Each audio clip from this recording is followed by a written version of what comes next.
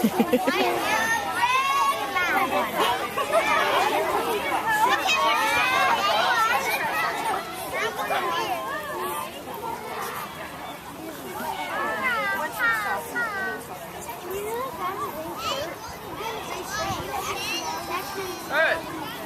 so we're doing the Golden Goose. A woodcutter and his wife had 3 sons. They were very proud of the 2 elder boys who seemed very clever. But the youngest son was so stupid that they called him Blockhead. The whole family teased him and made his life miserable. One day, the woodcutter asked his eldest son to go into the forest and cut down a particular tree. The boy found the tree easily, but decided to eat his lunch before starting to chop it down.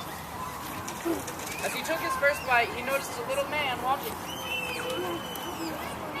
"Good morning," called the little man cheerfully. "I see you have a fine lunch there.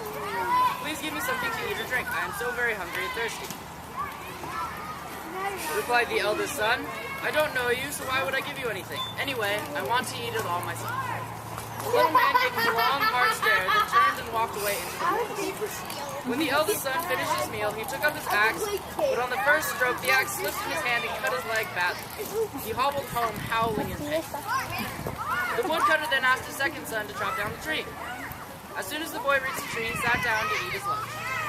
And again, the little man appeared from nowhere and asked to share his lunch. "Certainly not," replied the second son, who was as selfish as his elder brother. "I don't know you, so why would I give you anything? Anyway, I want to eat it all myself." The little man gave him a long, hard stare, then turned and walked away into the forest. When the second son had finished his meal, he took up the axe, and on the first stroke, the axe slipped and gashed his arm.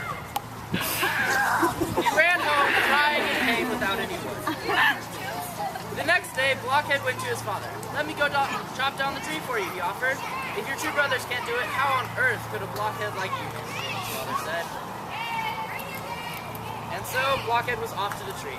When Blockhead reached the tree, just like his brothers, he sat down to eat his lunch. And then he saw the little man. The little man asked, "Could I please have something to eat? I am so very hungry and thirsty." "Why, of course you can," replied Blockhead, though his mother had only given him stale crust and bread. When the 2 had finished sharing the meal, the little man said, "You have been kind to me, so I will help you.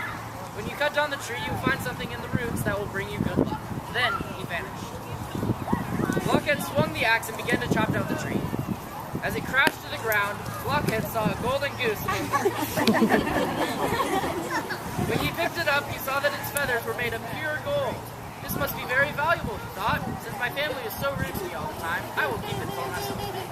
So instead of going home, Blockhead went to stay the night at an inn. The innkeeper had 3 daughters, and when these girls saw the golden goose, they each wanted one of its golden feathers. When they were sure Blockhead was asleep, they crept up to his room. The eldest one crept right into the room, grabbed the golden goose, and tried to pull one of its feathers. But to her horror, she found that she was completely stuck. She called her sister. When her sister came, she also tried to grab one of the golden feathers, but she found herself completely stuck as well. The 2 sisters called their younger sister, who grabbed both of their shoulders trying to pull them off, but to her horror, she found she was stuck as well. When Blockhead woke up in the morning, he saw the sisters.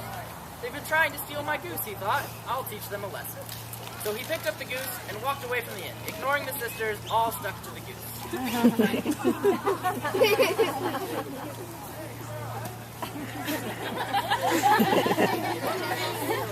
As Blockhead walked along, ignoring the cries behind him, before long he came to a palace. 2 farm hands were passing by and told Blockhead that in the palace lived a princess that was so sad she had never laughed. Stand on the chair. Stand on the chair.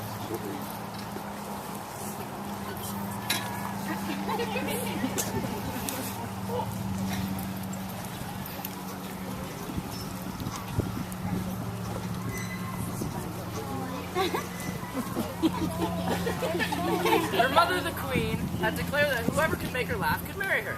When Blockhead heard this, he took the golden goose and his followers into the palace courtyard and marched them up and down. The princess, surprised by the sudden noise, looked out her window to see what was going on.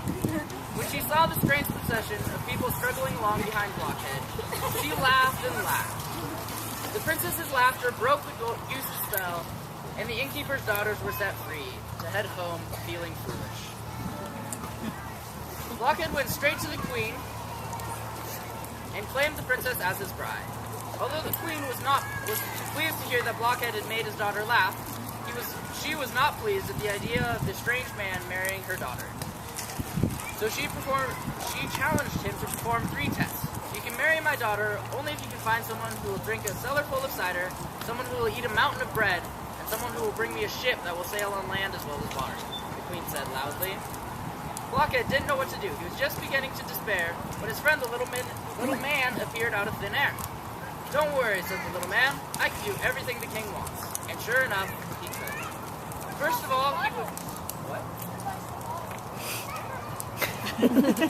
all, he went to the king's cellar, ran along the shelves, opening every bottle and drinking all the cider.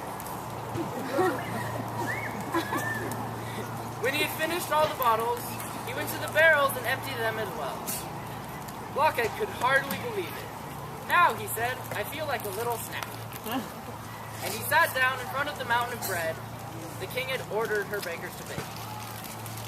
He ate faster and faster, chewed harder and harder. Blockhead watched as the mountain shrank until there was not a crumb left. Now for the ship, the little man called. I will return with it tomorrow. And sure enough, the following day, the little man appeared.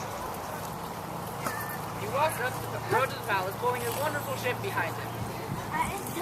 It was as splendid ship as had ever sailed the sea, but it also had wheels so it could move on land as well. The queen was amazed that Blockhead had succeeded in tasks she had thought impossible, but she kept her promise and allowed Blockhead to marry her daughter. The chief guest of the wedding was the little man. When the queen died, Blockhead and the princess became king and queen, and they ruled the kingdom wisely and lived long and happy lives. The end.